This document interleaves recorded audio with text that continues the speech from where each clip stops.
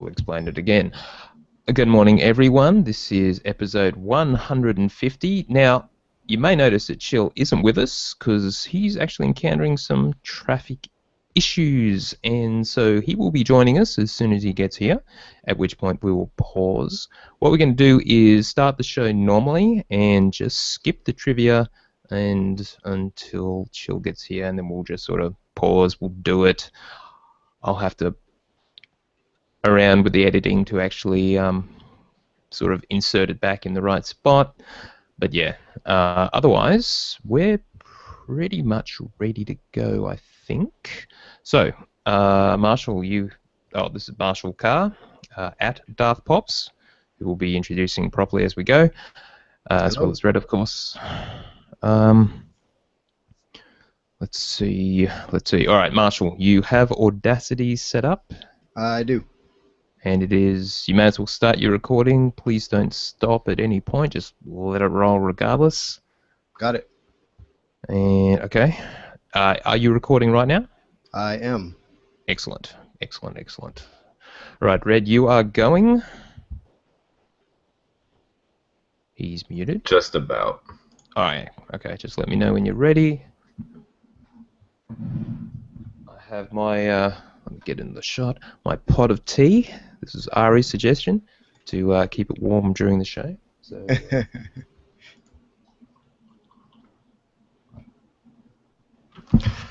Test. I thought it'd be out of the hot seat, but now the Chill is back, but not quite. So, if you just joined us, Chill is coming. Fear not. He's just won't be here for another probably 25 minutes or so. All right. You're good? I'm good. All right. Let me see. All right, let's see. So this is Chill's intro, just saying. So if I screw it up, I might get him to do it again.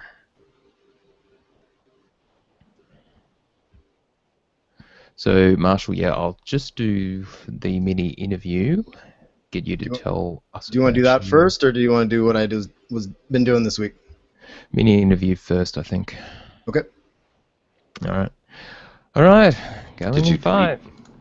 Whoa, hang on. What? Did you tweet? Oh, thanks, Red. Mm-hmm. I relocated it, so I didn't see it in front of me. Everyone's turned down their headphone volume. Just to make sure that there's no bleed. Episode 150, tweeting done. Right, go back up there. All right, going in 5.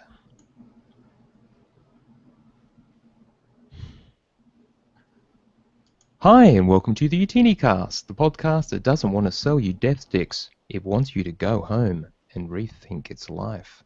This is episode 150, being recorded on Wednesday, July 2nd, 2014. I'm your host, Tio, and Chill will be joining us shortly. So, with us today are Red and Marshall Carr, who is a first-time guest, so let's get to know Marshall a little. So, Marshall, tell us a little bit about yourself, in terms of especially what you did for Tor Wars.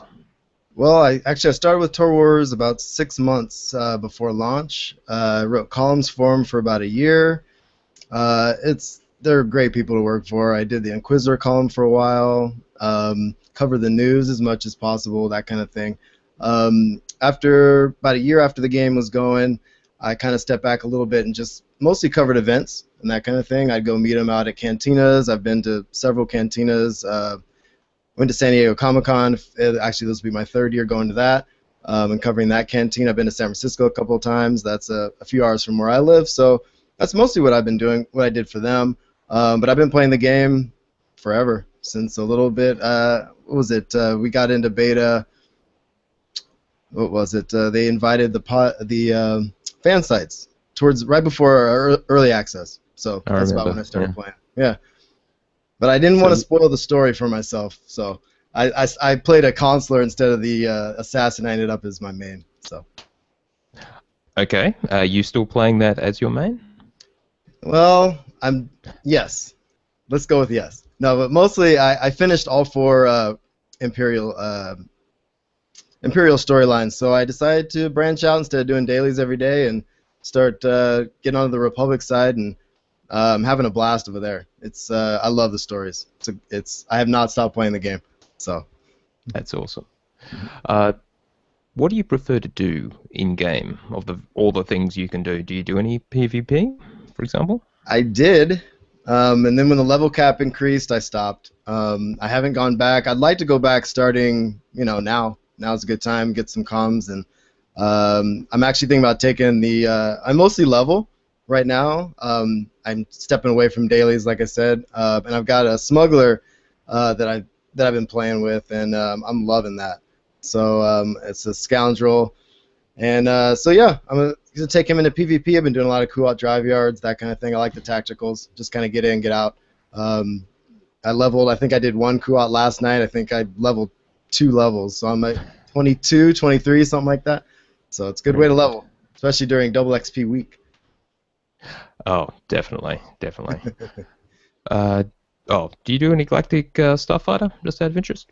Yeah, I did. I've done a couple matches. I didn't get in during the 3 weeks when it was double rewards and that kind of thing. But I did in the beginning when I went to the EA Cantina. That was when we first got our hands on the game.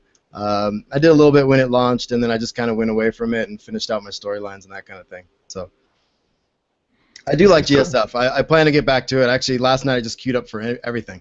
So I queued up for GSF, PvP, and flashpoints and just saw what pop. Of course, Kuat dropped first, so I played that.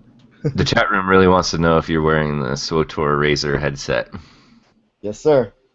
I am. Very sharp. Thanks. So Also what have have a you Darth been Vader doing? mug if anybody's interested. So. Oh, wow. What have you been doing recently in game? Just working on my smuggler. I maxed out my Jedi Knight. Well, not maxed out. Finished the Jedi Knight storyline last week, and I'm having a really good time on the Republic side. And the Jedi Knight story is awesome. Yes, it it's is. really, really, really good. You just feel like the man when you finish that. You just feel. I mean, it's something about the music and the stakes. It's really good. It's awesome. So, but the smugglers, I haven't played that game type or play type very much. So it's been a lot of fun. I really like the smuggler. Okay. Have you been doing the nightlife event, given that we're 3 weeks in? Oh, I'm glad you asked, sir. Last week I joined the chat and I was actually playing the nightlife event while you guys were podcasting last week, and I'm well over 2 million credits in, and still no Rancor. I had every achievement except the Rancor, and I'm just waiting, and it was like 2:30 in the morning on Monday. It just all of a sudden popped. I was half asleep. I was like, did that even really happen? And I got it. So I'm mobbing around on my Rancor. I love it. It's awesome. Oh, wow. Some people were pretty jealous. I put it on Twitter the next morning, and people were kind of mad at me, but that's all right. It's beautiful. Yeah, I haven't got my Rancor yet, but yeah, you give me hope. Maybe I should Yeah, just keep I mean, going. you just got to keep dumping credits into it. Play 4 machines at a time, and just hopefully to get lucky. So Yeah, people seem to be a bit confused. The event is supposed to run all the way until 2.9, so 19 August, so we should have another 7 weeks of it. So yeah, plenty of time. lots of time. Lots of credits to spend. Exactly. All right, Red, what about your week? GSF, of course, I was doing that right up until, well, through Monday anyway, because of the double requisition returns and whatnot. I did end up spending a good deal more time on the Imperial side, which I'm glad I was able to upgrade some key ships and started doing really well. I even played on Harbinger with Dunadai. Oh, cool.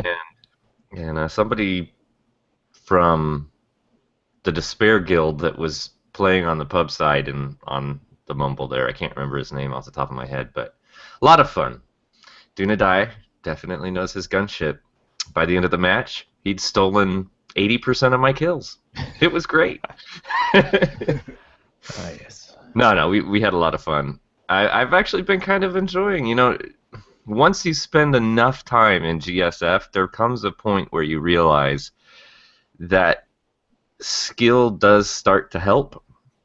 And although my ships might be weaker, I definitely feel like I can contribute even if they're untech'd. So it's been a lot of fun jumping around on different servers and playing with some new people. Because GSF you can do from level 1. So Yeah. I did go ahead and start on Tuesday thinking about it. I've got 2 scoundrels I'm working on leveling up. I don't have any at max cap. I've got 2 different servers that I think I'm just going to level the scoundrels up on. And then my Imperial Starfighter is a Jug, and he's only level 32, I think, or 30, something. No, wait, 28. That's right. I got on last night. He's 28, and I had just made him because I needed to get the achievements completed with the companions and that one base class. You need to do it twice to get all the achievements. So Right. round PvP, is that split at 30 or 35? I can't remember. 30. 30. Okay. Which I figure is worth noting if you want to do some leveling with your friends. Just make sure that you're both above or below that number. Yep. Because, of course, PvP does not give you the best double XP returns, but with the event going on, there's big incentive to be in there, and it is double XP, so it's a bit friendlier right now. I'm very happy about the double XP week, though, particularly when you realize that, Friday's American holiday and most of us aren't working, so there's going to be a lot of time to enjoy it. Indeed. Indeed. Other than that, I guess I should shout out to the chat room. We've got a big group again this week. Caligari, Karanome Socordia. Man, what a great name. Draco, Heather PLS, Jay in Colorado, Nepthin, Riss, Rub, Darth Pops, that's you. DJ That's me. Red. Flesh. That's a Dread, isn't it? Flesh, JC, Jockins, Lori, and Play. How was your week, Tia? Well, I'm glad you asked, Red. In raiding this week, just the usual stuff with our group. 8-man on day 1. We did 3 of 5 in hard mode, Dread Fortress, basic stuff. But then I was tanking. So, at least I think I was tanking. Yes, Chill was away. Chill was on holiday, so I was on my Guardian. What's your... Okay, Guardian tank. Yeah, so he's doing pretty solidly. So, yeah, we had a few goes at Corrupt to Zero, but no cigar, so to speak. On the second day, we did our regular 16-man. We did hard mode explosive conflict. A lot of people were out from our regular group, but we did manage to pull together 16 people. We did 3 or 4 hard mode explosive conflict, which even though it's level 50 content, so it's easy in that respect. The second encounter, the 2 tanks, twin tanks, they're always going to be painful. But yeah, that did take a few goes until the full group got the mechanics right. So if you've never done a 16-man, the only actual difference in hard mode is that you get, let's see, there were 2 groups of snipers under shields for each tank, so a total of 4 each time. So we had to split our 16-man into effectively 4 groups, 2 groups on each tank, and then they divided up into 2 teams to go and take out the various groups under the shields. That was about the only mechanical difference, but still it took a while for everyone to get the hang of it, but we did get it down, and we one-shot Toffenzorn, of course, and the minefield. Everyone did really well, just got everything right there, and we just plowed through that, so that was great, and we ran out of time before we decided to even try Kefis. Now, as far as my own play goes, preparing for the double XP week, which means doing a lot of crafting, so I had barrels and stuff, and armorings and all the other mods ready for my gunslinger. Now, he's a guy I had prepared for ground PvP on the pub side, but since I don't do ground PvP anymore, at least for now, and since gunslingers aren't the best in PvP regardless, I decided to level him up.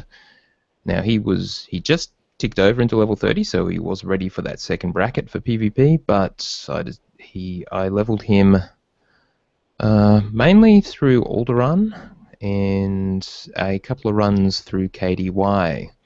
That was with Chong, Ari, and Caligari last night.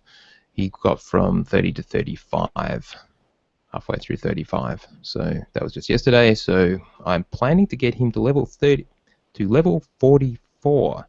Now the reason for that is 44 or 45. That's the lowest I can get through the Corellia World Arc, which is what I want to do, so I can get the achievement, so I can get the Lore Master. So I've got to do that on a character, just one.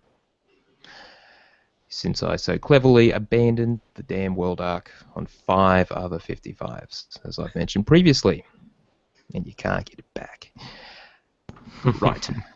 Other than that, dailies, hard modes, let's see, Hammer Station, Kadamimu, I've just pretty much been on my tank the whole time.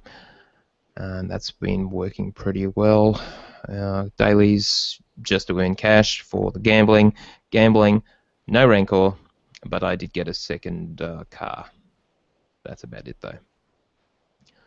All right, now we'll probably get Chill to do his week right now. So, Chill, what did you get up to? All right. I got stuck in traffic. Someone in chat said his limo got stuck in traffic. That's pretty funny. It is indeed. All right, so we'll skip the trivia stuff because we'll do that when Chill gets here.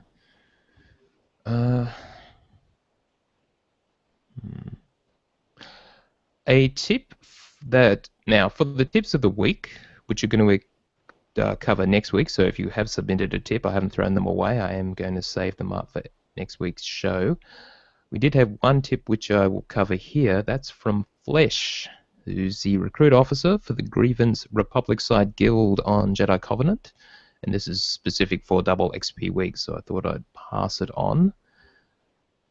If you have at least newcomer standing with the Contraband Resale Corporation from early Cartel Pack reputation and 40,000 credits, you can buy a level 43 moddable chess piece with purple mods in the Cartel Bazaar section from the Gulasem NPC on the Republic fleet or Rona Bes NPC on the Imperial fleet. These purple level mods will keep you in good shape for quite a few levels as well.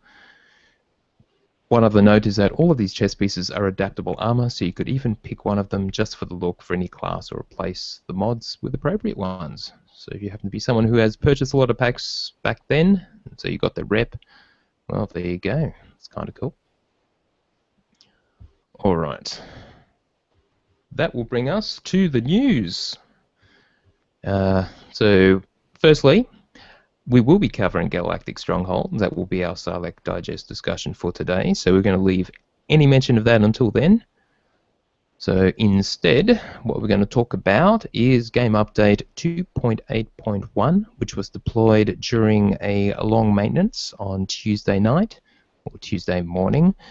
They had predicted 7 hours. I believe Amber tweeted to Chong that because he was so keen, she did get it up an hour earlier, so it was about 6 hours of downtime. In there, what have we got? Well, firstly, double rec for Galactic Starfighter is over, so we had the 3 weeks of that. Now, we have the second phase of the Spoils of War event, which is double Warzone comms for both ranked and unranked, and double credits for the actual matches. Every single match you do, double rewards. This will not affect the dailies or the weeklies. So, as I say, get in there and go berserk. Yeah, get in there and get your brutalizer gear finished. It'll be twice as fast. Indeed, indeed. Now, we'll mention the Bounty Contract Week is back next week, starting July 8th. Though this week we have, as has already been mentioned, double XP week. It commenced, unlike the initial number, it did not commence before maintenance, it commenced a few hours after. So double XP week is on, and it's as awesome as ever and is for the full week and will finish July 8th. So that's next Tuesday. So let's just go through some of the patch notes that we have for 2.8.1. The first is I guess you could say it is a slight nerf to the addition to the high and very high graphic presets. This is for the new shadow map stuff that they added in 2.8. So specifically for shadow map cascades and shadow map resolution, you can have up to 4 cascades down from 6, and the resolution for high has changed to 1024 down from 1280. All this means is shadow map cascades is just a particular technique to specifically address aliasing with shadows, as in this sort of chunkiness of the edges. The rounding And of the corners. yeah, smoothing. And so all this means is they've just adjusted it slightly. It doesn't actually make that much difference that I could see, but So is whatever. fewer cascades, that's a nerf. I mean, technically, I'm not making an issue out of that. But Technically. Now, the way the cascades work is, I'll link to a paper that explains it, but these are like different levels the further away that you get from a particular thing casting a shadow, is my understanding. The more you have, the more detailed it is. Having less means a bit less detail, but I guess they decided it just wasn't worth it. And the resolution was only brought down for the high. The very high setting remained the same for the resolution. It was just the cascades that was changed. So it's a slight adjustment for probably affecting performance. They didn't give a reason. Alright, so anyway, that's that. The Club Vertica Nightlife Pack is now available in the cartel market for 320 cartel coins. This usual Hyper Crate, 6,912 cartel coins.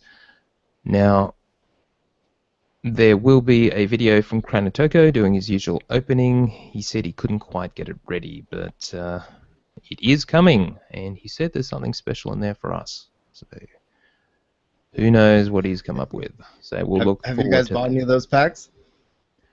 No. No. I bought one just to hope I got lucky, and I actually got one of the regen items where it's you throw dice, you throw chance cubes, and you just kind of sit down. There's like little stacks of coins next to you, and you throw a couple chance cubes. It was kind of cool. I thought it fit my smuggler pretty well. That is excellent. That is excellent. Okay. The only pack that I have ever bought, I bought it for someone who was watching my stream as a prize. So I don't even know what was inside of it. Dolphy has the usual post that explains or covers everything that is in there. That it has included the little Scout Walker-like mount. She's got a video of someone sort of walking around, clanking around in it. It's pretty cool. I will mention that Swirtle Miner has one of the things he uncovered. There isn't much, but with that mount and probably other stuff, there was mention of guild insignias, a placeholder for it. So, not confirmed. May not on the amount to ship or on anything. gear? On the actual mount. On the mount. Okay. Mm-hmm. Yeah. So, could be associated with the whole conquering of planets or something like that. But that means that they're implementing. It sounds like they're implementing some form of a guild emblem. Yep. Which is the bigger that's could be. All right. Yeah. So the rest of the stuff. Have a look at what Dolphy has covered. There are some really appalling-looking armor sets, gotta say, but I'm sure they'll appeal to some people.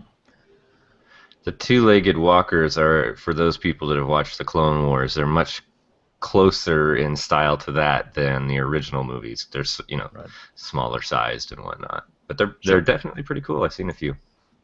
Cool. Yep. All right. So a few other changes. Troopers now receive the correct amount of energy cells when they accept a revive. Coincidentally, this just came up in our raid. They were just mentioning it now. Troopers at some point they changed it from having out of 10 to out of 100, but they're supposed to revive with 70%, but up until this point, they were only reviving with 7 instead of 70, and that has apparently been corrected. That was since game update 2.0, I believe. So anyway, that is actually fixed, to our complete surprise. Scamperel Exfiltrate for scoundrels, and operatives. As we mentioned last week, that stuck bug is finally fixed. Fantastic. Let's see. Powertech's vanguards and assassins are no longer able to use guard outside of the required stance. That sounded like a bit of a bug, so that's nice. Fixed. The interrupt granted by a jarring strike and knockout. This is for, again, operatives and scoundrels, no longer ignores interrupt immunity. Now, this was a bit of an exploit that I found out about last week, but we didn't mention it. And this included operation bosses, so you could basically lock them out of abilities. And yeah, not good, not good. But anyway, that is now fixed. So thank goodness. But it was up for like 3 weeks. So while that's kind of an exploit in terms of making sure certain abilities doesn't happen, I do wonder what it did with the scripting of those encounters. It could have screwed it up royally. A few other things. Players who join an operation in progress through the Groove Finder can now use the Travel Now option. Didn't realise you couldn't, so that's great. Additional areas inaccessible for Nephra, first boss in hard mode first boss in Dread Fortress. Looks like there were more places that you could exploit, so kill them with like just one person or whatever. We knew that was possible before. Looks like there were still a few other places they had to fix. Guardians of the Fortress in Dread Fortress no longer turn immediately after casting Slam. That is the second encounter. The Guardians are some of the ads. And that's a nice fix, actually, because having tanked that now, that was kind of painful.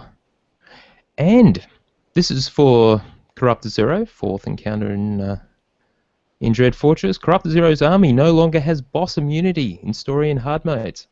This was that nightmare mechanic that leaked in that we have been complaining about since it happened in Game Update 2.7. So 12 weeks later, it's fixed. It wasn't intended. So thank you for finally fixing that. I guess we sort of got used to doing it, even with the immunity. So now that it's back, you can actually CC the gold or whatever, if you so desire, with Corrupted Zero, unless you're doing it in Nightmare mode. And some other, looks like exploit fix.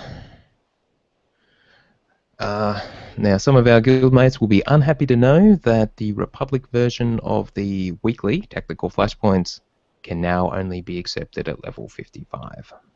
So up until this point, you had been able to get it at any level, apparently.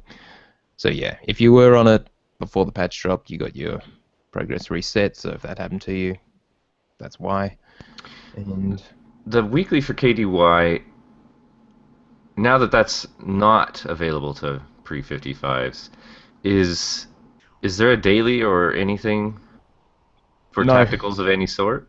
No. Okay, so the big incentive, I know there's a lot of people, and I think we've even got some people in the chat room that were concerned that KDY was going to be popping for the double XP, but the other flashpoints that they like to experience through the story might not be getting the pops. Do recall that those do have dailies, missions attached directly to them. That will get you levels faster. So Indeed. be queuing in the non-KDY flashpoints if you're actually concerned about leveling as quickly as possible. Good point. And yeah, of course, KDY is the only thing you can do if you're all of disparate levels. But for regular flashpoints, yeah, you're right, it's just fine. Warn zones, we already mentioned that the double thing is on for Warzone commendations and credits, ranked and unranked. And something new, players who travel to a Warzone or Warzone arena with partial expertise on an item, and thus not getting the full bolster benefits, and you get a notification to that effect. Now, of course, you should never, ever, ever do that on a given piece of gear. That is, don't mix mods where some have expertise and some don't, because as soon as there's any expertise on an item at all, it will not be bolstered. So that's how that works. You can actually have multiple items, some of which have expertise and some of which don't, which is fine. It's just on a given item. Right, one slot. Yeah. And I know there's been some confusion around this. This actually particularly came about as they were addressing some of the exploits about using different level mods and yada yada yada. It's also how they made certain that the main hand, offhand exploits couldn't occur. If, but yeah, I'm glad they put that message in because I think a lot of people have been simply confused about the fact that yes, bolster does work, but if you have a slight degree of expertise anywhere on that item, it's not going to be bolstered. Absolutely. All right, that's game update 2.8.1. Expect 2.8.2 in 3 weeks or 4 weeks. We still don't know exactly when it's going to be. Right. So moving on. The summer pass. Now, we mentioned this last week. It's almost like a stealth thing, but not really because it is actually a thing, or it was a thing because it finished on June 30. There was actually a tweet from @Swotor that Forstruckle pointed out, and there was actually an email sent out to at least some people. I did not get it, even though I have a free account, which has never been subscribed. In addition to my regular account, I did not get this email. Well, yours is yeah, preferred though, right? it is preferred. That's true, but still, preferred should be able to take advantage of this. Now, just as far as this goes, if you did accept the offer, you do get the 4 months of subscription, and for all intents and purposes, you are a subscriber, and one presumes that includes the unlock of McKeb. It certainly apparently does apply to Galactic Strongholds, and as far as getting the unlocks for that. Excellent. Yeah. Which means if they did it in the past few weeks, they're going to get their 3 rooms, not 5, but Exactly. Deadline the 15th. I'm just going to keep mentioning that every episode. Yeah, July 15. If you are subscribed, you will get 3 rooms in Nar Shaddaa, which we'll go into later. All right, that's the news. Let's go to the community section. We'll start with the Utini Templars rating report. And I didn't read through this in advance. Let's see if he got his grammar correct. All right. This is from Greg. G'day, guys. This week on our first night, both Betty and Chong couldn't make it, so we had Tio, c'est moi, fill in on his Sage as DPS, and Jin Tio fill in on his healer, as Ari seems to have lost her respec button. Darklighter was our second heals. The operation of choice was Dread Palace via the Group Finder. After a slightly rocky start, mainly due to Cal logging out to fix his parsec and getting locked out of the Group Finder for 15 minutes. Yeah, thanks, Cal. We cruised through all the bosses until we got to the Council, the final boss. It took us a couple of tries to get the strat right, but in the end, we decided to pretty much ignore the suggested mechanics and push them to their last phase. And this worked perfectly, and we sailed through to an easy 30 ultimate comms each. Now, second night, Cal was a bit out of sorts due to having a strange man in his mouth all day. Wisdom teeth extraction, which took several hours. Ouch. But we still had a few people missing, so Cal, Cracker, Dark, Chong, Ari, and myself, that's Greg, did a quick 6-man Eternity Vault hard mode for the weekly. As always, if anyone is interested in joining the Templars, that's on Wednesday and Thursday evenings Australian time, Australian Standard Eastern Time. Check out the thread on the OotiniCast forums or contact Greg in-game on Evewins, EVEWYNS. Alright, next we have Kuze's Jawa Joyride. This week's Jawa Joyride started a little late, but we managed to squeeze out an 8-man story mode Karagas Palace. A few of us were missing the achievements for Karagas Palace and story mode, and some grabbed some gear. Thanks to Bodaddy, Karanome, Mersil, Bill, Prottle, Magpie, and Zed. For coming, next week's Joyride will be cancelled due to family visiting. If people still want to get together for a fun run, by all means go for it. So yeah, Kuze will be away for our raid next week as well, so he'll be back the week after. And just a brief pause to mention that I just got a direct message from Chill saying his bus driver made a wrong decision, and yeah, he's delayed more. So we still don't know when he's going to be coming. But he's coming. Have no fear. All right. Still in the community corner. My voice is giving out. Still in the community. You want me to read some? Nah, I should be right. We have the Codex Corner for CZ198 or CZ198 by Gazguy, our old friend Gazguy. Hello, fellow Codex hunters. The fine folks over at the SWOTOR Escape podcast reviewed the Macro Binoculars quest series in their recent episode 43. Excellent podcast if you haven't checked it out, with Max and Seema, by the way. Near the end, they talk about the special one-time quest titled Corporate Communications, which takes place on the planet CZ198. This got me to thinking, did I have the codex for CZ198? And what kind of codex is it? A planet codex or a location codex? Most planet codices are claimed solely by having just arrived on the planet. But I did not have one for CZ198, so this was not the trigger for capture.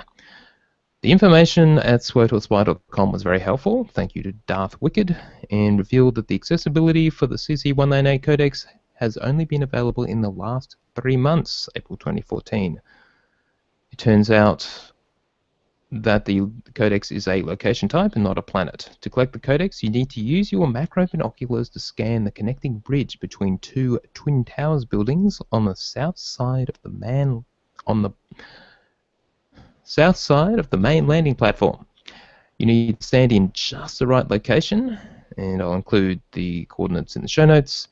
I had to scan multiple times before any macro binoculars would activate and register the scan. As a side note, Dolphy.net has 2 excellent guides, one for the macro binoculars quest and the other for the corporate communications quest. And finally, remember that you can access further information on codices and other lore by accessing the story and lore section of the SWOTOR forums. Good hunting. How much of this do I include? Alright, now, for our own guild, if you're a serious PvPer, Chong has put up a post. It's time to separate the wheat from the chaff. On our forums about his more serious PvP group, who are hopefully going to do some group ranked. Please respond on the forum if you're serious about committing to some ranked PvP. In the Utini Rage or in 2D Templars, there's a poll there that's going to decide whether we're going Empire or Republic. I believe Empire are leading by a nose. And also our guildmate Caligari has put up the idea for some specialty operation groups, starting with troopers. He wants to do an all-trooper group. So again, there's a thread on that on the forums. And finally, Larry Everett, who had ceased doing the Hyperspace Beacon on Massively, is back. Apparently Massively must have found the funds to keep the Hyperspace Beacon column going, though he will also maintain his hyperspacebeacon.com site. So that's great. We did have the interview that Chill did with Larry Everett a few episodes ago on role-playing. So yeah, make sure you check out Larry's column every time it turns up. Hyperspace Beacon. Alright, since we're still waiting for Chill, that will bring us to the Force feedback section, where we read out your tweets, emails, and whatever. Let's start with one from our old friend Moff Chong. He sent a tweet: "The Amazon princess has arrived. He has started a new character. That's awesome. Wonder-Woman, and he's put up a post on Tor Fashion. It's fantastic. He has crafted a female character who has captured Wonder Woman perfectly. Now, we know Chong is a long-time comic fan, and this certainly brought me back memories of the Wonder Woman TV series back in the day. That was a long time ago, but yeah, fantastic job, Chong." Now, Ari, that's Aramon Noir, had a tweet. Milas from Zors, the Zors Guild on, I think that's on the Harbinger, says it's so much better than I ever could. It's brilliant. Now, this was, what he said was, I hate parsing. I'll generally only parse on new gear upgrades, relic, main hand, offhand. I parse in sets of 3 to 5. Parsing to me is to get a static rotation rather than the highest parse. It is better to be fundamentally sound than to be able to parse your tail off.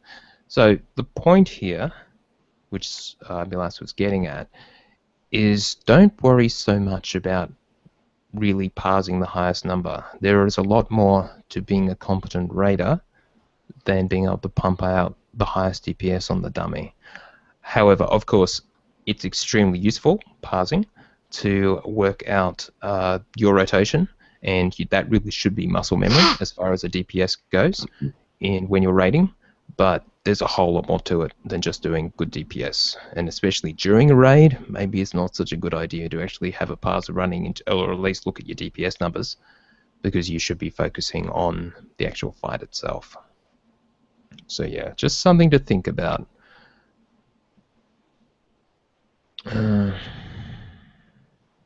Just thinking about whether to do the next one. How long were we going? I've been putting off Gerald's tweet for quite a few weeks now, but I think we'll put it off again.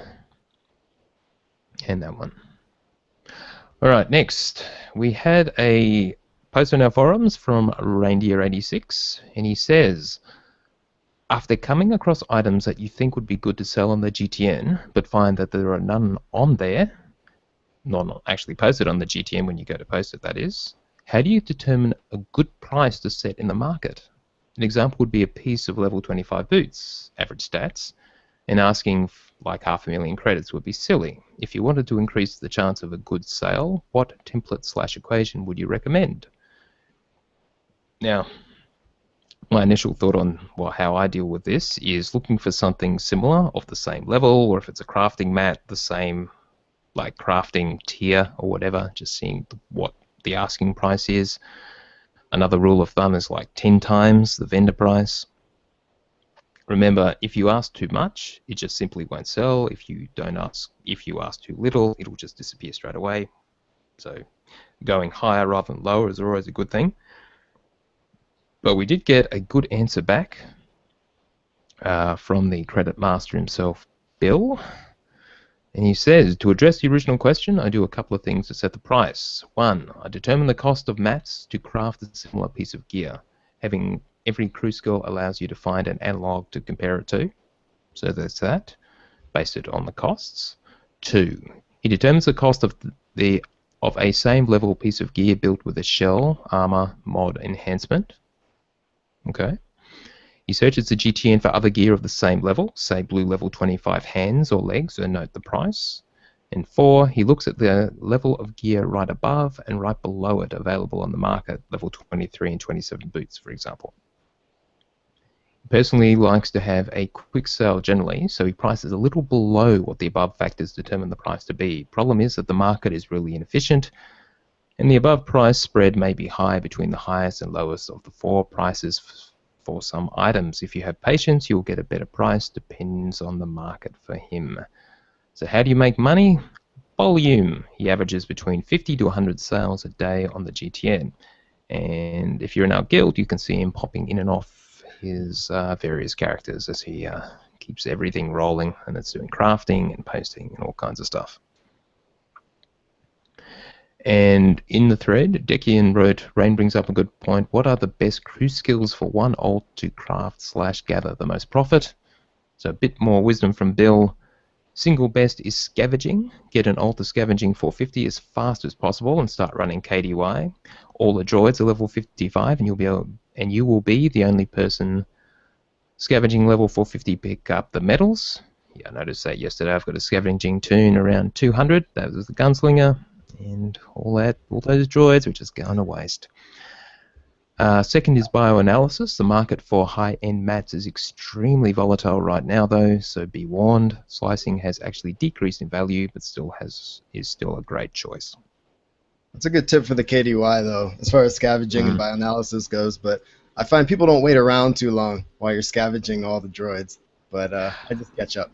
I find That's that true. doesn't bother me. Like, I just say, oh, you guys are in a hurry, go ahead. Yeah. I'll be there in 5 minutes when I'm done scanning. Because you can scan in combat. If you remember, when the game That's launched, true. you couldn't scan in combat. Right. That's true. That was a good Yeah. change. Yeah. All right. Next is a tweet from Thomas Medina at Thoromass on Twitter. Don't suppose there's any word on legacy transfer deals. Transferring all my characters to where I want would be about $130. Who has less than 5 characters these days? An excellent point. And yeah, no word at all, sir. Not a word about legacy bundles or packages or anything to make transferring all your characters easier, unfortunately.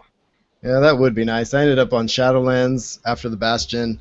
Most of my tunes are over there. I still have a couple on the Bastion, but I'd like to maybe put one on the Harbinger, play with you guys every once in a while, but it's expensive. Yeah, it is.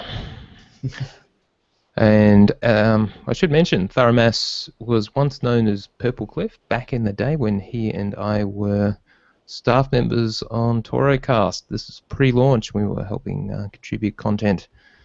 That was a long time ago. And I will just mention a video now. At Thoromass is a bit of a video creator. He's actually done all kinds of YouTube videos.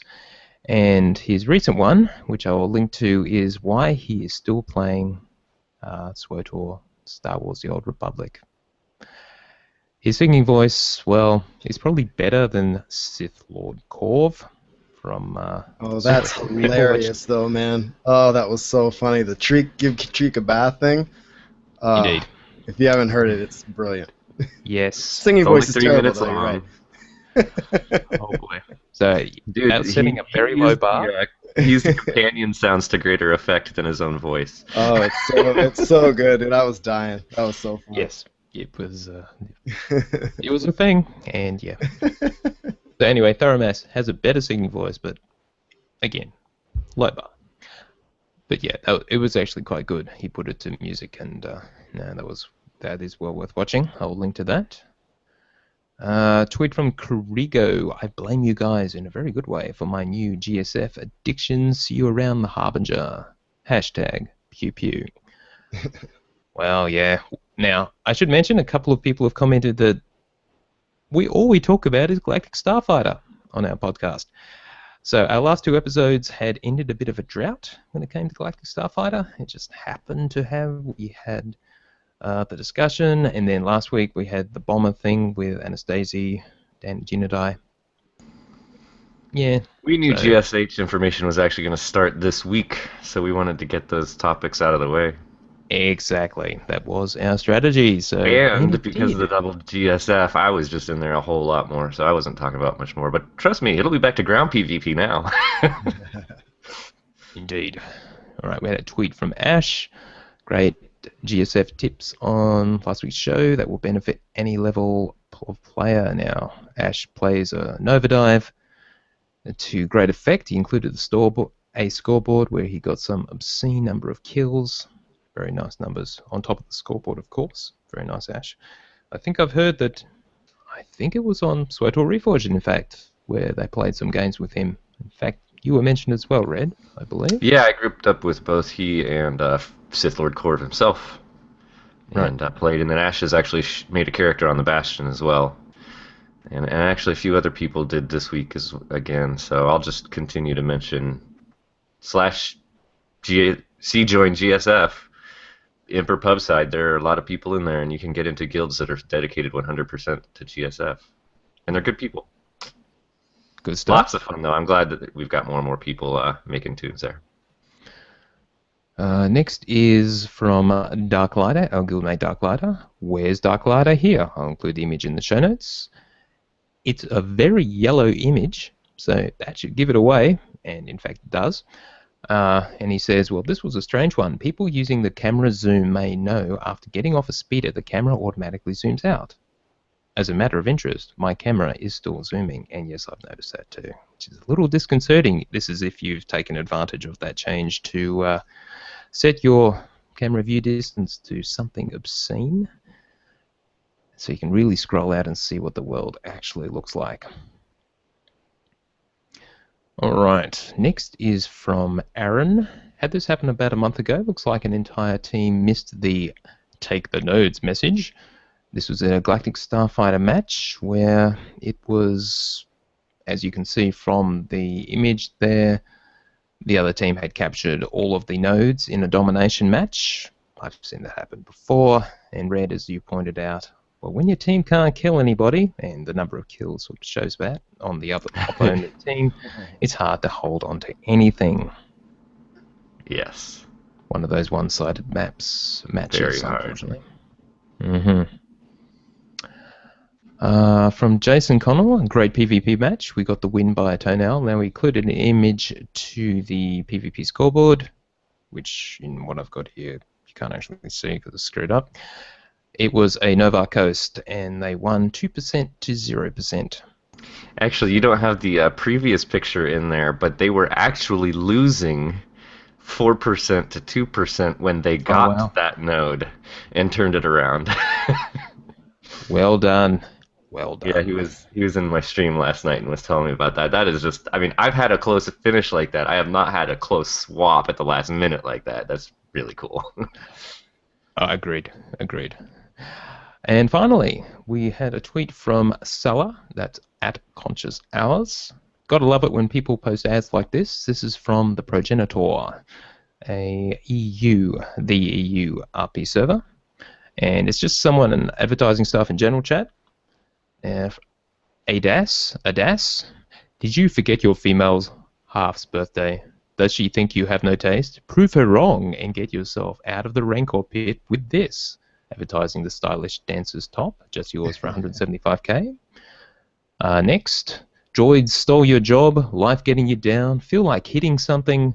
Get this 2VR8 customization target dummy for 9,000. It won't solve your problems, but it will feel good.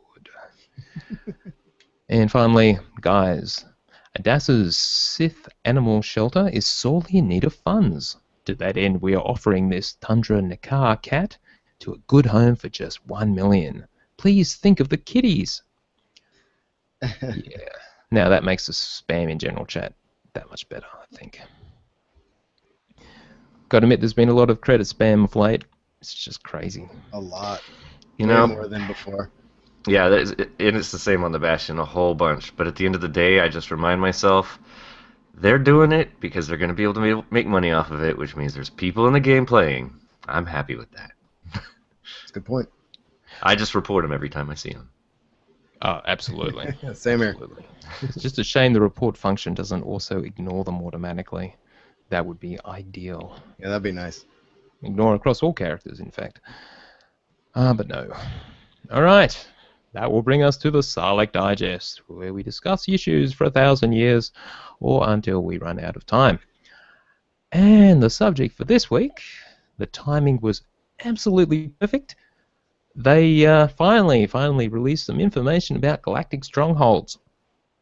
In fact, we have two things. Firstly, we have a developer log from Jesse Sky, all about it. And we have the first of the Galactic Living Twitch series on Twitch TV. There's apparently going to be one for the next 4 or 5 weeks, according to Musco. And even though it was on Wednesday this week, the rest are going to be on Thursdays. Okay, that was what I was going to ask.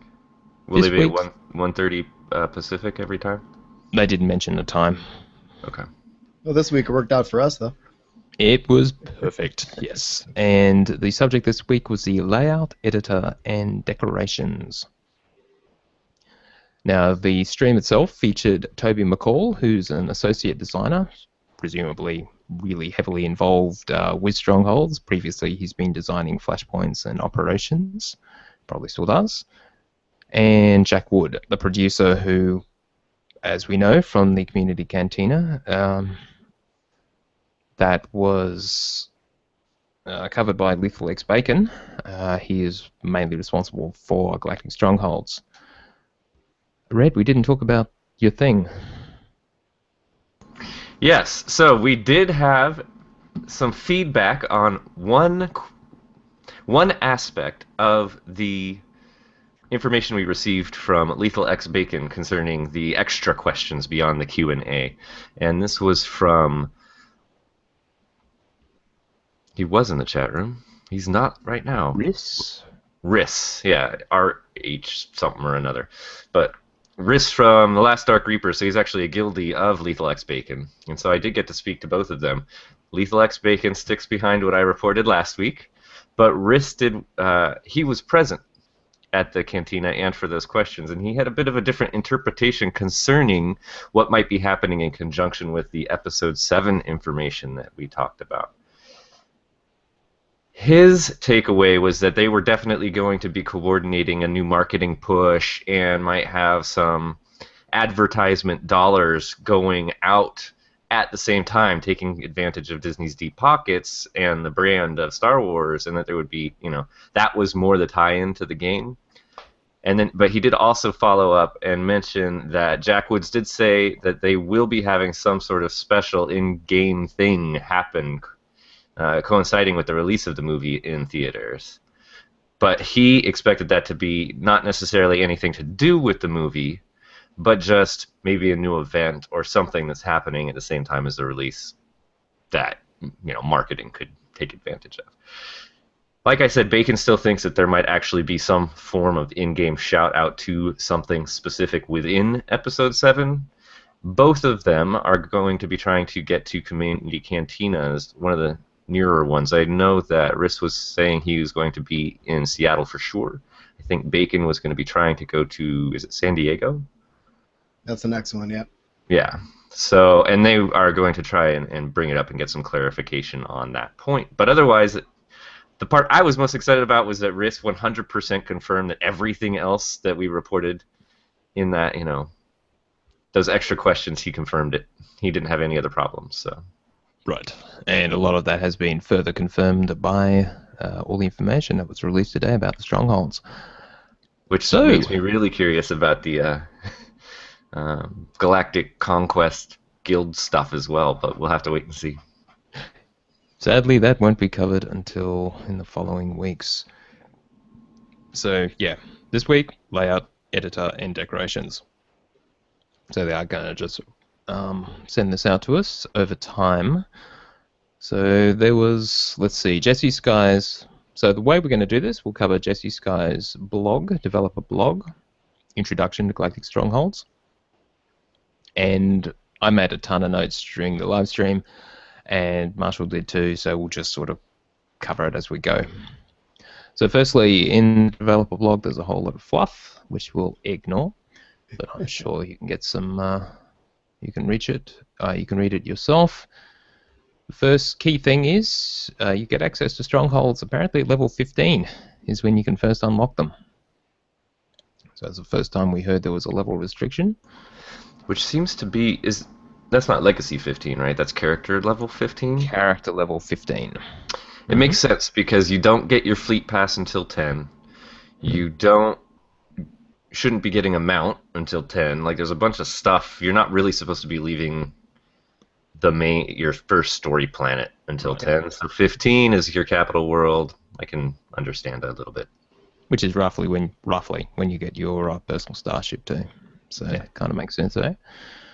So the way this works is you'll have a holo projected advertisement on the fleet and on the capital worlds, and that is basically an introductory mission, which will lead you to the Stronghold Directory, which is a terminal that allows you to view other players' strongholds or purchase your own. They did talk a little bit about this during the live stream, but they didn't really demonstrate it. The live stream was just walking around the Nar Shaddaa Sky Palace. But was it already made on the live stream? Yeah. Yeah, they danced around quite a few different things. They didn't want to get too deep this time, and they have the purchase cost blurred and everything else too. So they'll piecemeal it to us. It looks like very clearly. Yeah. Although it does look like in that image. Do you think that's 6 or 7 figures? That's the real question. I gotta think it's at least 6. Yep. Oh, one thing that came up, which we'll mention right now, is guilds can actually purchase galactic strongholds, in addition to the guild capital ships. So this was completely new. We hadn't had any hint of this before, and the way it will work is apparently any guild member can then decorate their guild stronghold in addition to the capital ship. So we don't know how that'll work. We don't know if it'll be associated with different ranks within the guild or anything like that. But how about that? I was assuming ranks because they said more than one person could go in and edit the stronghold for the guild. So I assumed it was a rank thing. Yeah, I would go that direction too. Now, moving through the post, you can purchase a stronghold with credits or cartel coins. So, I did have a question because on that purchase window that they've got, they have a reactivate cost. Do you know what the heck that is? Yes. Okay. Yes, indeed. So, even though there is no upkeep cost in other games, for example, Lotro, and we'll be ringing up Lotro quite a bit actually, because there is a upkeep cost, and if you don't pay your monthly upkeep, you lose access and you have to reopen it. Well, anyway, that is not a thing. There is no upkeep cost with SWTOR, but you can deactivate a stronghold. So deactivation is a thing. Why you would do this, I don't know. My imagination. Like mortgaging your house, do you get credits back if you deactivate it? I didn't say that, but there is a reactivation fee. Yeah, it makes no sense to delete it. You're right, but there's definitely a reactivation fee. But I'm glad there's no upkeep. In EverQuest 2, that was one of the things I really liked. The housing in EverQuest 2, it was kind of fun, but you're paying rent, mortgage, whatever you want to call it, and it gets expensive. Yeah, I don't think we mentioned on the show before that others had an upkeep cost. That would have had me a lot more discouraged. I've started this whole housing thing has been growing on me quite a bit. But had you mentioned upkeep, I'd have been like, oh yeah, forget that. and now I haven't got far enough in WildStar though. Is there an upkeep cost in WildStar? Do you guys know? I only got in far enough to buy it and play around with it a little bit. Was pretty underwhelmed, uninspired by the whole thing, and so I didn't stick around long enough to find out if there ended up being fees. Yeah, I think I'm 1 or 2 levels from getting my house, but I haven't gotten there yet. Okay. You can also, if you purchase the stronghold with cartel coins, there is no reactivation fee if you deactivate it. I wonder if they'll leave that in because it just seems so pointless. But anyway, once you purchase, faction access. They talked about this. It is legacy-wide. I believe they've sort of alluded to that previously, which means that once you buy, for example, your Coruscant apartment, any character in your legacy can get to it. Now, they did also talk about cross-faction access. Except that they say, for example, your Coruscant apartment, all of your Republic characters will have access to it. On the live stream, they did clarify this. They thought long and hard about it, and they basically said they're going to add some fiction to explain how this works, and it was a bit of fun. So, yes, your Empire characters will be able to access your Coruscant apartment, and Republic will be able to get to your Dromund Cast apartment. I'm really intrigued by what the fiction will be. Mm-hmm. So, something about smuggling or sneaking or whatever. Something. Some sort of special animation. Okay. You can travel to and manage your strongholds from the Stronghold Management window, which is a new tab in the main interface. There's a new little icon, looks like a little house, I think, that's on that little bar with all the main functions. You click on that, you get the Stronghold interface. And that has got the travel features on it, so you can actually travel to your Stronghold via that interface from anywhere. And he just sort of breezed by it in passing on the live stream that from your stronghold you've got multiple options for exiting it, like back on the fleet or on the world where it's located and things like that. It's like you mentioned previous location. I don't recall that. I think as long as there's a previous location, that's perfect. Yeah, it would be. But I think they mentioned that. They addressed that before somewhere. I don't remember if it was a previous Q&A from a different cantina or what, but I mean, it should act just like a war zone. It should, Agreed. But not guaranteed. Anyway. Right. All right, moving on. So just going for that legacy thing, that means there is only one instance of each stronghold. So once you've unlocked Nar Shaddaa, there isn't one per character.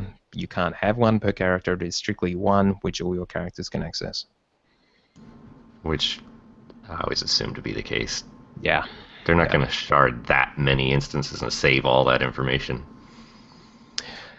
Okay, each stronghold has a unique floor plan, which is composed of 8 to 12 rooms.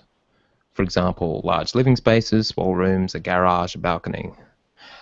So this, I was a little surprised at. I think I'd got the indication somewhere that there were like multiple floor plans for a given stronghold, but it sounds like that isn't going to happen. That means there is a fixed layout. Each stronghold has a single fixed layout.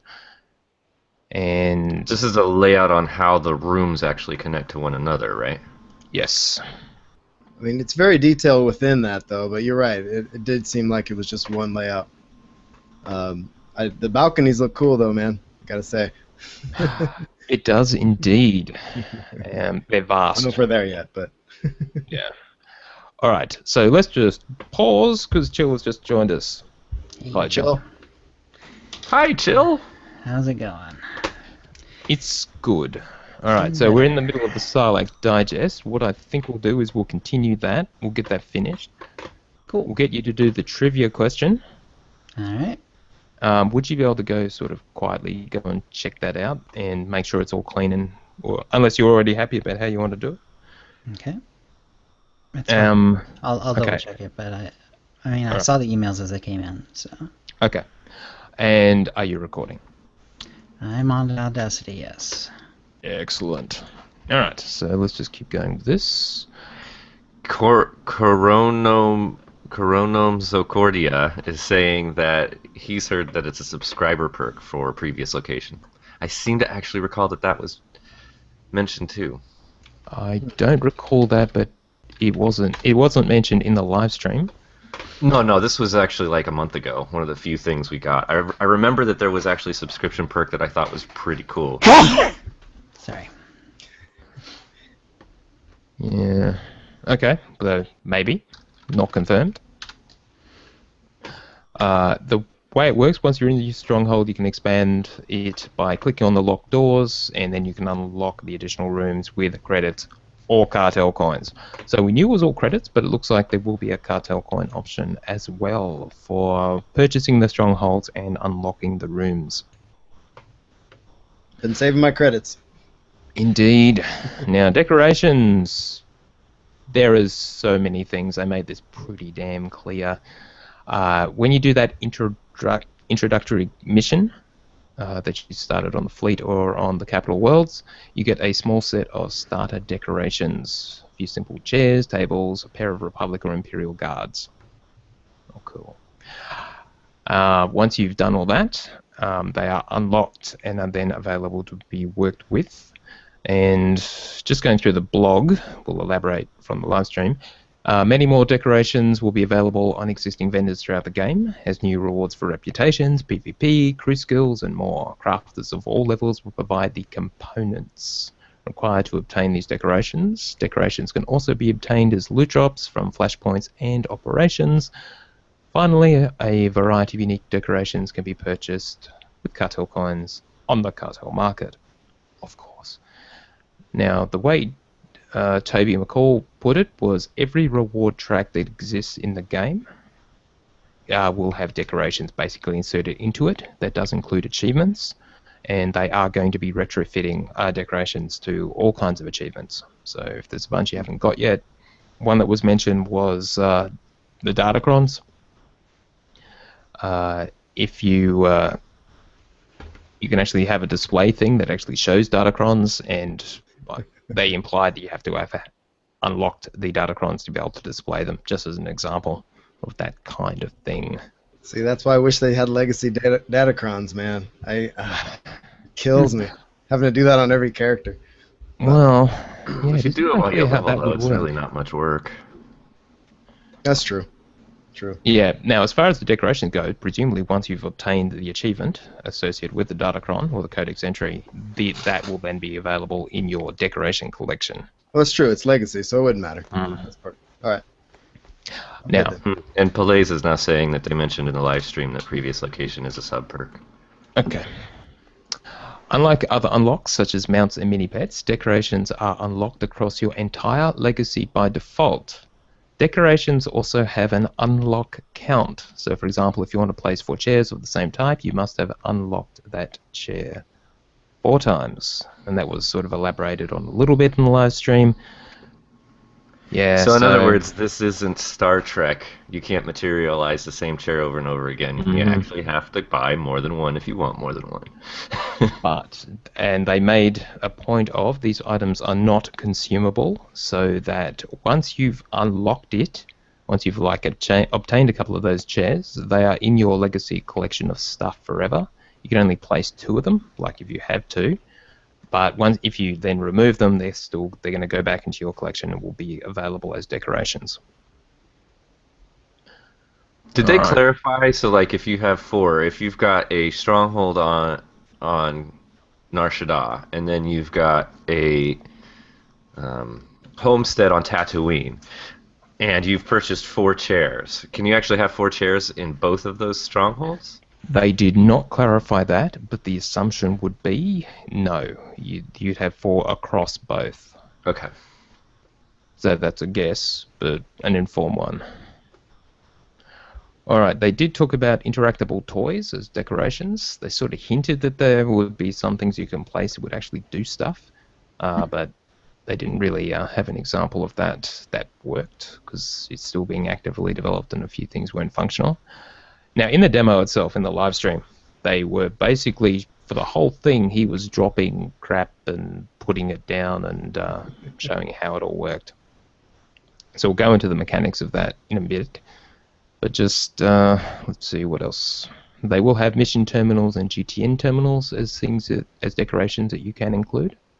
So, as they said, they'll have kiosks for pretty much everything, so you never need to leave your house. You can stay there the whole time. So that means on like your ship, you can actually have your mailbox and the GTN and your cargo hold and probably your legacy thing all next to each other, rather than having to pointlessly run away. Yes, Red. Actually, I like that the option was there for the one you see on the GTN, the big one. You could put that like just sitting on your balcony. I thought that was cool.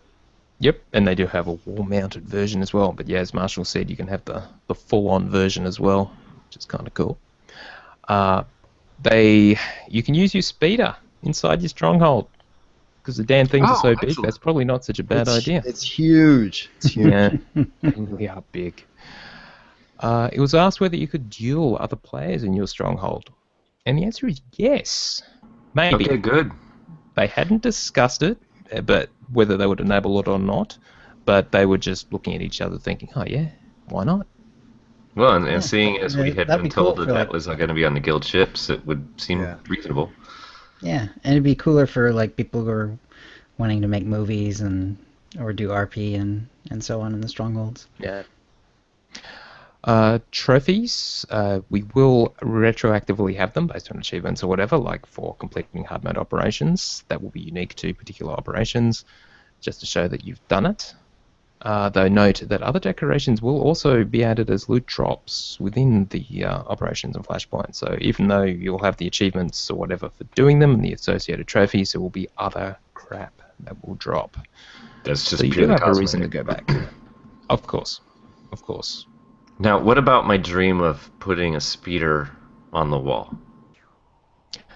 That was unclear whether that would work. It seemed like there were specific things that would go on the walls, specific things that would go on the floor and the ceiling. It didn't seem to overlap too much that I could see. But yeah, let's just hold off on that for a second. We'll get to the actual mechanics of it and go through it. Sorry. No, it's fine. I'm just very excited. In terms of whether Galactic Starfighter ships will be available as things to place as a decoration, they're not sure yet. One thing they did mention is you will have a landing pad, presumably is something you can unlock, and you can choose, the only thing you put on there is your personal starship or from anywhere in your legacy that's been unlocked. And it looks like they're going to throw in a few other things, because one of the things he dropped there was a sandcrawler, Oh, which so I thought awesome. was awesome. Yes. Oh, neat. Wow. Yeah. Looked kind of weird in the Nashidar one, but Oh, it didn't matter. awesome It was Tatooine. awesome. It's huge. It was awesome. Oh. You can't actually go and run into it, but it's just there on your back. This is going to be a weekly occurring feature on their Twitch live stream. Did they happen to mention it all? Like this one was done on Nar Shaddaa. Did they mention in the future they'll do it on different planets as they expand on features? Yes. You said Coruscant was next week, right? I think he said that. Yep, they are going to be exploring each of them. Very cool. Yeah. Let's see what else. They talked about the whole key system in terms of letting other players visit your stronghold. So the way it will work is, if your stronghold is in the public listing, you make it public. Other players can just come and visit. If you're online, they cannot visit it if you're offline. When you're online, you can invite players to come into your stronghold, and again, you have to be there. Or you can grant those players a key, which means that they can actually get into your stronghold when you're offline. Now, that's apparently the only thing that the key will do. If you have a key, you can apparently also invite people into your stronghold. I think they said that. Well, I noticed on the developer blog that you can also upgrade the key, and if you choose to upgrade that person's key, then they can invite people to your stronghold while you're offline.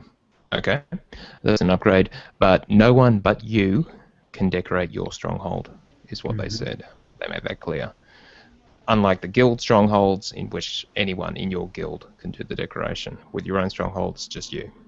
I'm sure that there are a lot of people that would like to be able to coordinate within a stronghold, but it does make sense, right? This is yours. You're not going to be able to put up operations trophies that you haven't earned yourself or have someone else do it for you. That's what the guild stuff is for. Work together there. Right. They did say, just answering a question from Jay, decorations weren't bind and equip. It depends on the decoration, I think. Unclear. They did mention that during the live stream, I'm pretty sure. There are items that will be in your inventory. Once you use them, then added into your Galactic Stronghold collection of stuff. So, of course, the things themselves aren't consumable. As I mentioned, once they're in your collection, they're there forever. You can place them, take them away as many times as you like. I suppose the notion is, why would it be BOE? Because if you have, say an ops group where it drops off of a boss or something there, your legacy can only use it once. There's no use for it being on other characters. Unless you can sell it for to other players. Right. On the GTN. So maybe some are, some aren't. There are no plans to let you see your other characters in your stronghold. So that's sort of come up as maybe to be cool to be able to see like your warrior, or whatever, just sort of standing around. So not going to do that. But you can with your companions. Yep. Your companions. Yeah, they did talk about this as well. You can place your companions. Now, if you're logged into the character whose companions they will be there and interactable with. However, if it's a companion from another character in your legacy, they are only the hollow projections of those companions. Okay. So, but when you log into that character, for example, Kaizen Tess, if you're actually on a consular, you'll be there. But if you're on any other character like your knight, it'll just be a hollow projection, basically. I wonder if I will have a whole army of hollow treeks. What a horrific idea. All right, the other thing they were really covering, of course, was the whole decoration system. So finally, we know. We were hoping for free placement of items, but not so much. They have gone with the hook system. If you have played Lotro, you'll be very familiar with this. It is the same kind of thing, and it seems like a more flexible version of it. Now, in Lotro, the whole hooks are basically places, like squares or whatever, on walls, on the floor, where items will fit of a certain size. Now, the way that SWOTOR has done this is that, like, a given patch of floor has a variety of layouts. So you can have, like, just a large layout within that square, or you can change it to be for smaller ones, or a medium-sized and two smaller ones. What they've basically done is made it configurable so that for any given patch of floor or wall, you can sort of adjust it. So you can actually have a combination of either one big thing or a medium-sized thing and small things. And then with each of those hooks or squares, they're color-coded for the different sizes, you can then have you've got a palette, a selection of all of the things that are available to drop. Now, once you actually put something down, it appears, and then you can manipulate it by moving it XY, like from side to side, and you can rotate it as well. As far as we could tell, you could not resize, but you could certainly, within its little hook square, you can sort of move it, rotate it, but that's it. Okay. From what we could see, it was actually fairly flexible in that regard, but not free placement. Now, they did explain that. They said that the interface that they came up with, they were aiming for something that was easy and intuitive to use, but as flexible as possible. In the places they've designed, there are so many little niches and nuances to decorations, yada yada. Lots of things wouldn't line up, and so they just wanted to keep the aesthetic clean, basically, which is why they don't allow free placement. Otherwise, everything would sort of be clipping on top of each other and whatever. So that's why. Well, and you have people like me that just go and throw everything they can on the floor without caring, as long as they can build their prestige number. So once you actually see it in action, it's still flexible enough that it should be cool. Now, what are the two types of colorblind? I know one's red-green. What's the other one? I don't know. Because I'm wondering, with all these different hooks and the different colors, is there going to be a colorblind conflict? I wouldn't think so, because it's the sizes. You can actually physically see the squares of the various types, so it's pretty obvious. So it doesn't matter even if they were just all white. Correct. Very much correct. Let's see. Let me just go through my notes. They have these rug hooks on the floors. They look like these little glowing columns. They let you put a floor surface. For example, the one he used as an example was a hotel rug. So the whole look of the Nar Shaddaa Sky Palace is, as they said, very much Las Vegas. Apparently he said that you sort of felt like you were staying at the Venetian. We'll find out about that in November. Indeed we will. And apparently the subscriber perk was mentioned 22 minutes and 30 seconds into the Twitch live stream. For those that want to look that up. Okay. Yep, and they confirmed that the summer subscriber dealie is going to have it as well. We already mentioned that. Okay.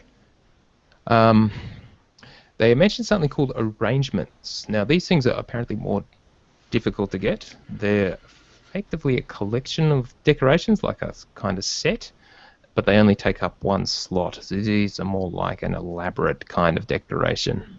They just sort of mentioned it in passing. There are... Was that the one that looked like a table of chairs you could have and that kind of thing? Okay. Yeah. There are lighting hooks on the ceiling. Now, what these do is let you put in different kinds of lights, and these will actually affect the ambient lighting in the room. So you can have mood lighting or whatever. So that's kind of cool. They mentioned background music. You can actually put in jukeboxes, and which are preloaded with a bunch of tracks, and then you can just set them to play, and so you'll have some background music of your choice. So is this the same, like 8 songs that we've had on every planet and every cantina in the galaxy, or are they going to give us a few extra ones? I hope not. I hope No they mention expand on that. And are they interactable, like in the cantinas? Like if you have someone visiting, can they go over the jukebox and change the song? They didn't mention, but presumably, yeah. Why not? Maybe a little bit of flair. Let's see, you can, as I think we've talked about before, you can own all 4 strongholds. You don't just have one. And the 4 are Drummond, Coruscant, Nar Shaddaa, and Tatooine. You can't sit in the chairs. Everyone in the live stream got all excited when he sat down on a couch, but he was just using the /sit emote. Oh, they are not interactable. No. That They took... is silly. Yep. They knew people were going to gripe on that point. And everyone's been griping about it on our ships. That's the only place we can do it. Yeah. So apparently that special case was not extended to strongholds. On the balconies are huge. They have centerpiece hooks. These are particularly large hooks, and they had a few examples of things you could have, including a hypergate, which is apparently hard to get, probably from something to do with Terror from Beyond, but it was awesome. That thing looked really cool. There's just amazing stuff. All the examples stuff. Our guildmate Jace, Mark Bazzola, asked, so I saw the stream and there were 2 things missing for me. Can we display armor sets and can we resize items? Resize, as commented earlier, doesn't look like it. Displaying armor sets, not directly, but you can place your companions, and they mentioned in passing that putting your armor on that companion as the decoration would actually display it like that. So that was a way of displaying it. Whether that would persist, like if you then subsequently changed the look of your companion, would the look and the decoration reflect what the companion was actually wearing, or when you drop them as a decoration? Right. Didn't confirm that. Interesting. So we'll see. Just again, the reminder: July 15 to sub to get the Nar Shaddaa plus 3 runes for free, and they indicated this was a significant value. I believe it's in the order of millions of credits from memory. There is I'm sorry, Bill, no invading other people's strongholds, sadly. You can name it via its label. Gave the impression that you could actually just give it your own name, but they didn't really give an example of that. Now, strongholds are finite in size, and they are also instanced. So the one on Corellia, for example, and whatever, is not on the planet. They are in their separate instance, so you can load into them a lot faster, basically. Right. Now we're sort of hoping that it would be on the PTS soon, but I think it was Jack Woods, he said, on the PTS in a few weeks. Of course, there's only, 7 weeks until this drops, so hopefully a few weeks before the end. And Swotor Minor, a tweet from him, officially calling the Swotor Galactic Stronghold placement system Omnihooks, trademark. Still a little disappointed, but less so after the stream. Yeah, that was my impression as well, because I thought, as soon as I saw the hooks, it was like, this is Lotro. But the system is a lot more flexible than that. And they do go into some detail. In the dev post, there's some animated GIFs showing how it all works, but the live stream, which you can access on Twitch, I'll include the permanent link to it in the show notes. You can see it all. They had lots of examples of how it all works. How long was the stream? An hour. Okay. There's lots there. Alright, just going through the dev post, see if I missed anything. Well, the whole prestige scoring system. Yeah, that was the last bit. They didn't talk about that in the stream much at all.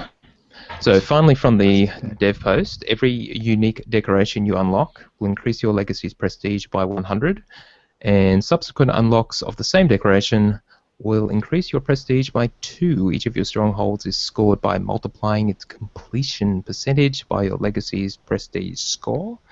You can increase your stronghold's completion percentage by unlocking rooms and placing decoration. Strongholds at top the public listing will therefore be the ones that are the most complete, that are owned by players who have the largest variety of decorations. And we were wondering what this whole listing meant. And it sounds like it won't be public. There won't be a web-facing version of it, at least no mention of it, but there will be the public directory in-game. So that's And where you see it. that's an opt-in public directory. You're not on it unless you choose to make yourself available. Did it say that? I thought so. I thought they did, yeah. Okay. If you're quite proud of your stronghold, you can share it with everyone by adding it to the public listing. Right. So yeah, that makes sense. Players of the appropriate faction will be able to enter your stronghold by visiting the planet's stronghold directory, which means even though you can sneak into the opposing faction's one, it looks like you can't do that cross-faction if you're anyone else. That makes sense. For the prestige score stuff, my only pretty serious concern is that this is really vague, but it really does sound like they're enabling you to pay to win on the prestige scoreboard. Is this the way I read this? I'm hoping that cartel purchasable markets aren't included in your prestige score, but by the way that they explain how you score, it seems like all you got to do is go onto the cartel market, dump a whole bunch of coin, fill in the slots, get your completion score, and you're done. And it's a little risky in my head. Hang on. But since it's not an actual gameplay mode, can you call it pay to win? Clearly, you can top the scoreboard. This isn't confirmed, but my concern is just the fact you can top a scoreboard in the game by spending real money. All right, and next, legacy storage. Legacy storage is a new type of utility object similar to the cargo bay with one difference. The items stored in it are accessible to characters across your entire legacy. Even across factions, legacy storage is only available if your legacy owns a stronghold, so you need somewhere to put all of that stuff. To unlock access to legacy storage, you simply need to obtain the legacy storage utility decoration from a crafter or the cartel market. Place it in your stronghold. So that's how that works. They haven't. I don't know. I was hoping it came with it. I don't know. It seems to acquire it somehow, but I don't know. I'm looking forward to legacy storage, so I don't really care. I'll get it either way. Well, and it looks like you can get it from the crafters, so. True. Yeah. And I've got one of every crafter type, maxed out for my achievements, so I will totally be doing that. They haven't said exactly what will be stored in it. We had an email from Ryan Keogh. With legacy storage coming out soon, I'm a little confused on its ultimate use. The idea is that everything I put into the legacy bank can be accessed to characters in my legacy. So does that mean I can put a bound chess piece in there and have another tune in my legacy collect and equip it? Some people I've talked to doubt it, but I don't see it hurting the collections, as when you unlock something in collections, it's account-wide and not just legacy, at least to my knowledge. Being able to send bound armor to my other legacy tunes will save me tons of creds, while still being able to have the freedom of using all the gear I want and not just legacy bound armor. If this isn't the case, then I don't see much use for legacy storage as crafting materials and any unbound equipment I can send to other tunes for the cost of 5 creds through mail. I'd love to get your opinion on what stuff we'll get to put into legacy storage. And now, I would be very surprised, I have to agree to the people you spoke to, that whether you could actually put a bound item in and have someone else pick it up. So while I agree with your reasoning, I suspect the way it'll work is legacy items you can put in just fine, so you don't have to mail them. But for bound items, if it works, again, bringing up Locho as an example, which does have the equivalent of legacy storage, you can put a bound item in, but only the character to whom it is bound can get it out. So it's kind of pointless. They may just block us from putting bound items in altogether. That would be my guess. Right. Because, I don't think they ultimately want people to be able to put their endgame gear in legacy storage and have it available to all their characters. Basically, yeah. What about the size of these things? Do you know how big they can get? The strongholds? Yeah. 8 to 12 rooms. No, sorry, not the strongholds, the legacy storage. No, they haven't told us. Okay. I would assume it's something like the regular bank storage. Exactly. You could almost think of it like guilds, like your guild bank, but for your legacy. Just as another way of thinking about it. and I presume it'll be unlockable in size in exactly the same way for cartel coins or credits or whatever. Right. All right, that pretty much covers my notes. Marshall, did you have anything to add that you observed in the live stream? Let me double check. I think you covered everything I had. Let me just double check what I had here. I don't know. I did like the garage idea. You know, I don't know. It was cool. He said he put a bar in his garage. He set it up like a casino with tables and stuff like that. I thought that was cool. Otherwise, I think you covered everything. Oh, the cinematic. Did you talk about that? The Stronghold cinematic? Yeah. What was it? The Tatooine Homesteads? It was a quick walkthrough of it. Well, there was that, and then they were saying that there was a cinematic that didn't run. Remember, they tried to get that cinematic at the end to run, and it wouldn't load. It'll be available for. Basically, you can rerun it anytime you want in the game, and it'll kind of walk you through the basics. It sounded like it's like a basic tutorial. Right. No, I missed that. Oh, cool. Yeah, it was pretty cool. He hit it, and it looked like a conversation was starting, and it just never loaded. And Muska was like, "All right, forget it," and then they played the video. Right. So I'm intrigued to see what that looks like. It's probably just a really simple thing walking in, and they said it was different depending on the stronghold. So I thought that was cool. Agree. Yeah, it'll be fun whether to see they what can craft. people do. I mean, because there's the casino thing, but I could also see like haunted house themes, on the Sith side and stuff like that. I can't wait to see what people do with this. Yep. The one impression I actually got now that we're finally seeing how this is working and whatnot is it seems like literally every single piece of footage from all of the different bits and pieces and previews and whatnot, and we were wondering, is some of this outside and some of this is actually rooms? It looks like everything we've seen is actually an implementation of how you could build a room. Like every one of those rooms and every single cutscene in one way or another could be duplicated. There really is that much variety. It seems that way, yeah. Because I remember one of them, I looked at it and I thought it was maybe like where you would go and make the purchase for your stronghold, because it looked like one of the floors on Nar Shaddaa, Mm-hmm. But in fact, I imagine you really could recreate that within your stronghold. Right. It sounded like the different rooms, you basically unlock them, you pay credits and whatever, but you unlock a door, essentially. So it sounds like the layouts are more or less already there. It's not going to be a lot of flexibility, except maybe in which doors you decide to unlock or just keep locked. That might be the only way to sort of make it unique. Yeah, effectively. Mm-hmm. There are 12 rooms. Yeah, 8 to 12 rooms, right? And so they're, at least with the current strongholds that they're launching with, none of them, once you've gotten all 12 rooms unlocked, you cannot have a bigger stronghold? That was the implication. Now, they did mention they could be adding additional strongholds on other planets, and I wouldn't be surprised if at some point they could add alternate versions of on the same planet, like have another version of a Coruscant apartment with its own floor plan, for example. Right. Maybe. They do have sort of names for these different buildings and so on. So I could see them doing like another one. Yeah. Yeah, or like Tatooine, you've got out in the Dune Sea, and then there's another one living in the city, Anchorhead, or something like that. Yeah. Though for now, one in each location, and that's it. So that's all I mentioned so far. I'm sure there's plenty of work for them. Well, and presumably they'll be going to other planets before they start duplicating.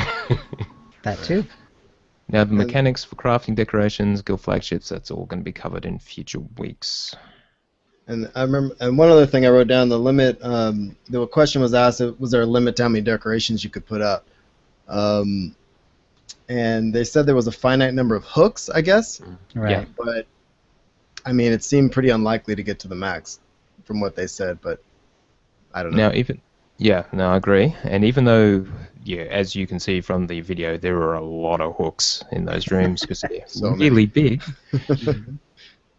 Yeah, so it would take a while to actually fill them all up. And as far as there seems to be no limit on what you could put on a given hook. So even though it is a hook system, on any given hook you can have any of the decorations that would fit, basically. True. Based off of the size. based off the size. So just because you've got a garage or a landing pad, that doesn't mean you have to put all your speeders out there. You can put all your pets there if you want to, or put a bar down or whatever.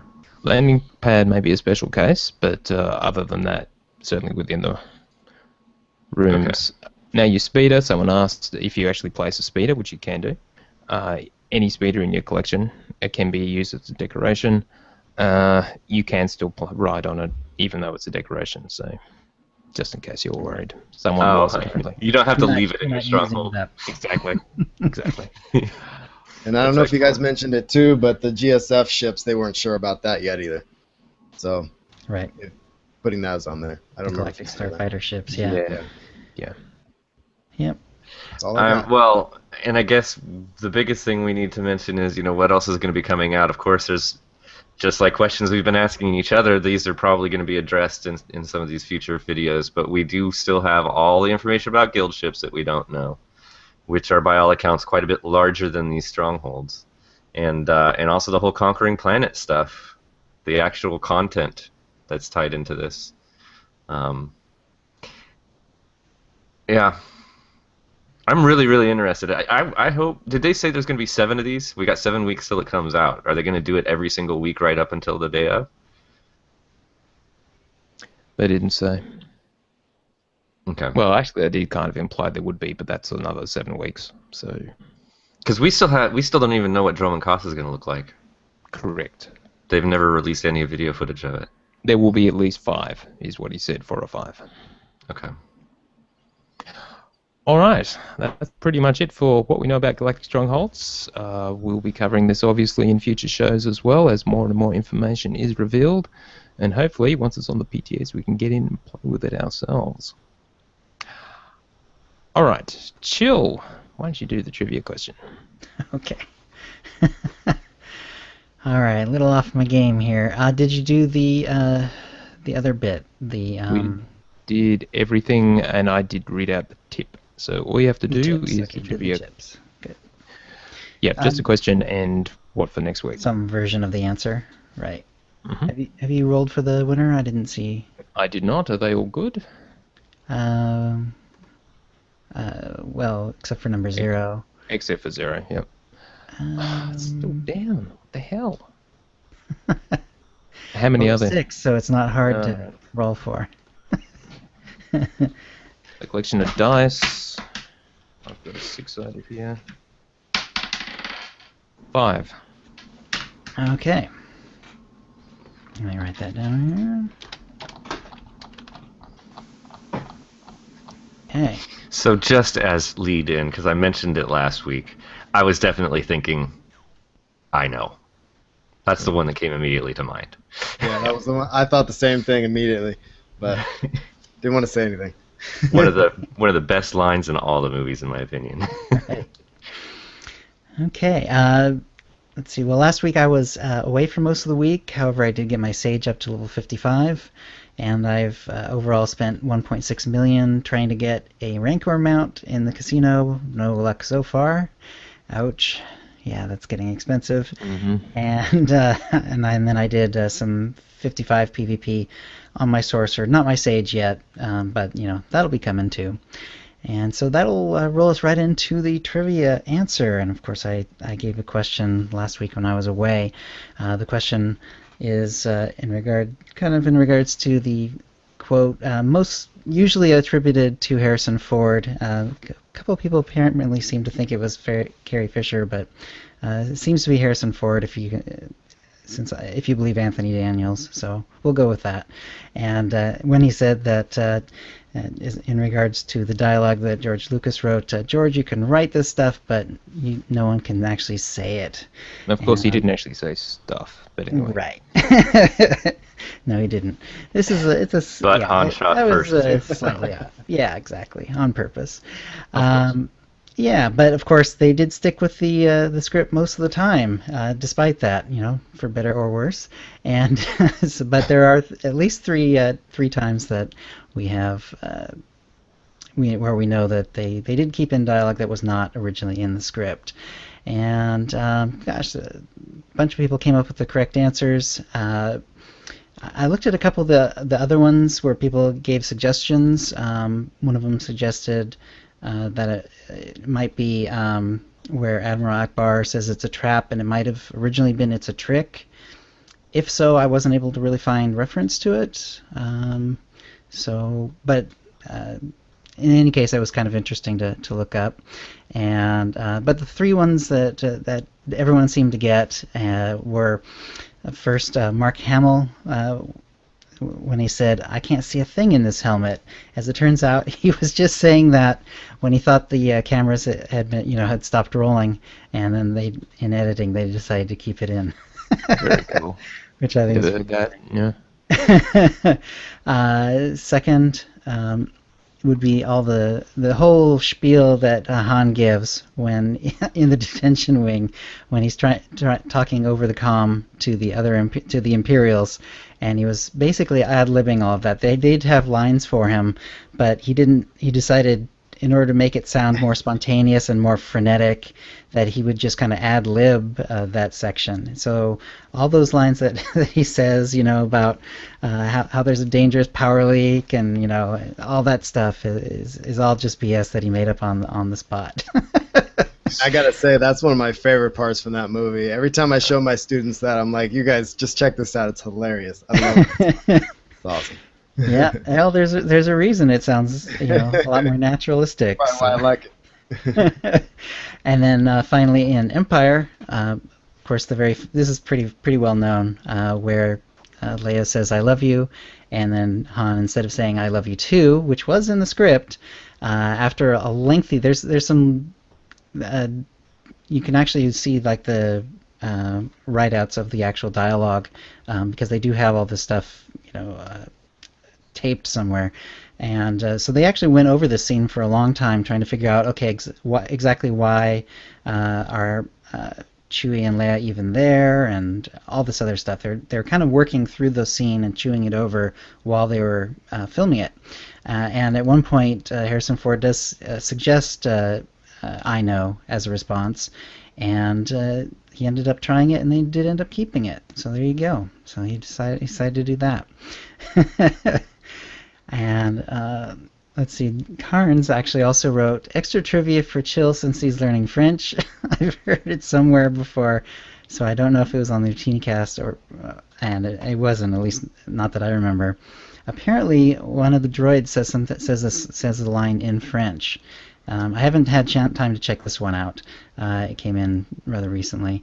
Apparently, the droid says "Je t'ai coupé la patate avec des choux."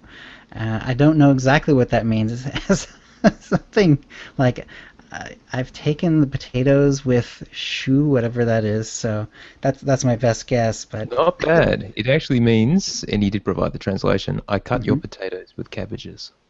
Okay. Yeah, cabbages. Yeah. There you go. All right. All right. Coupe. Yeah. Cut. Of course that means cut. That makes sense now.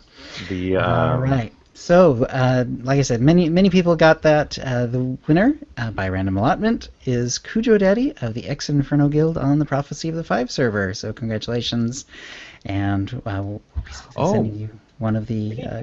We have to pick a second winner. So. Okay, that's right. You mentioned that to me over the week. Yeah, I so did. that was the first winner, and you'll be getting one of the codes as well as one of the Cujo cartel Daddy won packs. again, so he gets a second. No, just kidding. 3. 3. Okay, 3 is Quick Bunny. All right, Quick Bunny. So thank you and congratulations. You are the second winner, and we appreciate one coming in on those. All right, and that will bring us to the Holo feed, Tio. Next tips for next I week. have no idea if that makes sense or not. But It's fine. I'll edit that bit together.